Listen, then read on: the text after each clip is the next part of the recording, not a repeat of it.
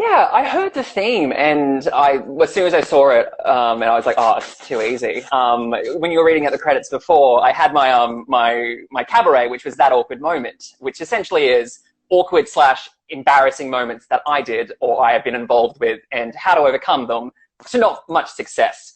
And I was like, oh, I'll pick something up from there. It'll be good. Like, it had like someone was getting jiggy with me, next to me, whilst at a party on my birthday with one of them. There was like awkward coffee stories. There was, I came up to my dad on that performance as well. That was fun for him. Yeah.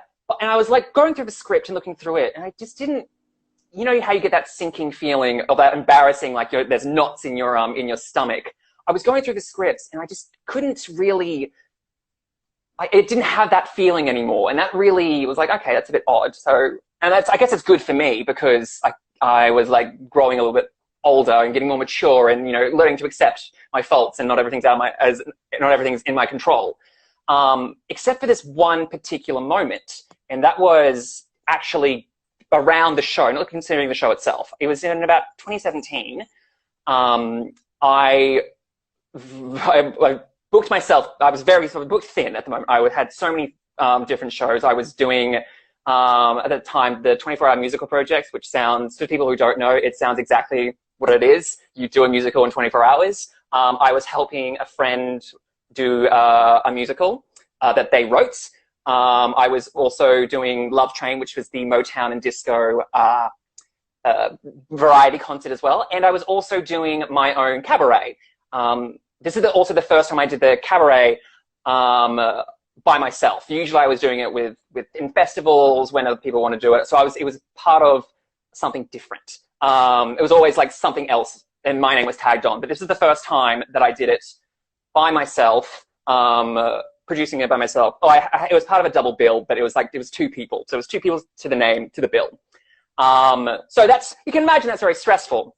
And during the weekend that I had, it was complete chaos. I did that musical on the Wednesday. I did the tech week for the cabaret on the Thursday, and then opening night was the day after that. And I was also working full-time hours. And then after that show, I had an audition for, you know, those auditions you get, it's like, I'm perfect for this role. I know for a fact I'm going to go there. I'm going to do the best. I'm going to get the role. It's going to be great. And it was also, you know, really lucrative as well, which I was like, okay, good, awesome. So it hits about Wednesday, and we just finished the musical that we just did, and I started feeling a tickle in my throat. I'm like, oh no, I'm getting a bit sick. That's not good.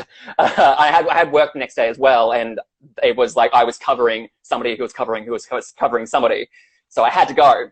So I came in there, then I started doing the tech for the cabaret, and it was fine. Like, I was managing it very well. And I said, okay, I let everyone know that I was like, okay, I'm a little bit sick. I'm trying my hardest to do this.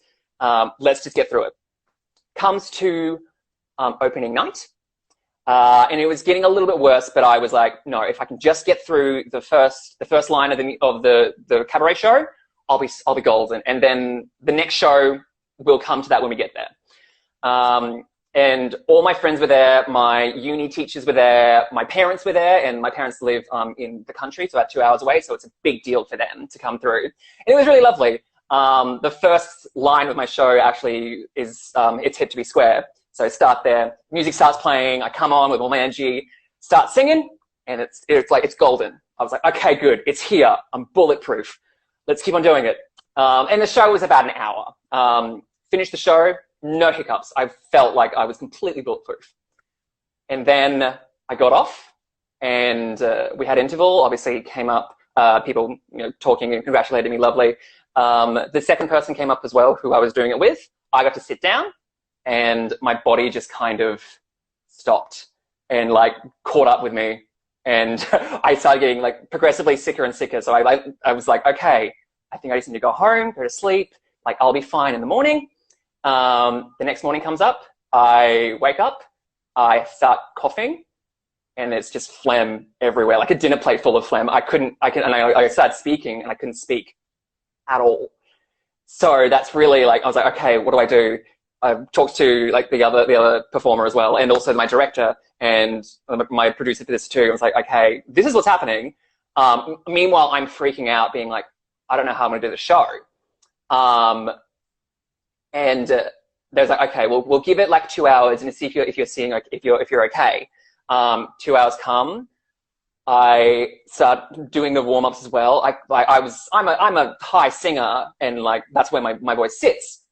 But I was bass baritone. I was like, "Hi guys, how you going?" It was really, really frustrating. And then I had to make the decision to cut the show, which just was heartbreaking. And meanwhile, I'm freaking out because it's not just random people from a festival. It's my friends. It's people who have supported me. It's like, and I couldn't perform that. And I felt so embarrassed because my body gave up, and I was like, I'm mad at my body because it, gave up. I'm mad at my head because I booked myself too much. So I didn't know my own limits. And then I made like probably the worst decision that night is after I knew the show was going on because my housemates at the time, I think, were going to see the show, or somebody that I knew I was close with saw that show. And there was also another reviewer of sorts was there, and they posted on the Facebook group, and their comments were very scathing, I guess, and made me feel really bad at the fact that something that was, one was somewhat in my control, but also it's sickness. What can you do? Yeah, and that really just completely gave me that naughty feeling, and I still have that still. But there's also a silver lining for this. I can see in this industry, we see the patrons who are like, oh, well, he's not there, I'm getting a little bit huffed. It's a minor inconvenience to them, but for the person, especially for their own show, it's their world, and it's their image as well. But then you also see performers, also my friends that I hadn't talked to, found out that the show got cancelled for me because I was sick.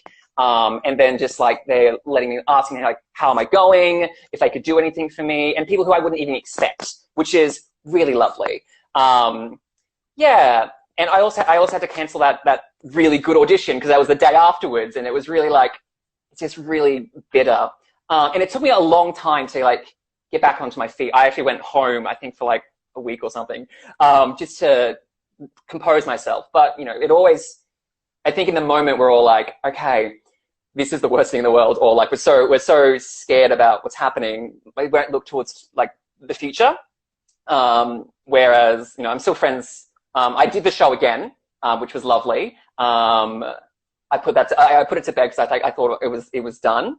And then that audition that happened all those years ago happened again. So I actually was able to re-audition, and I got the job, which is great. So I'm still currently working for them, which is really nice. So yeah, that's kind of the story I wanted to tell. I was going to be like, okay, let's talk about something funny. I can do something goofy, it'd be great. But I want to try something different. So yeah.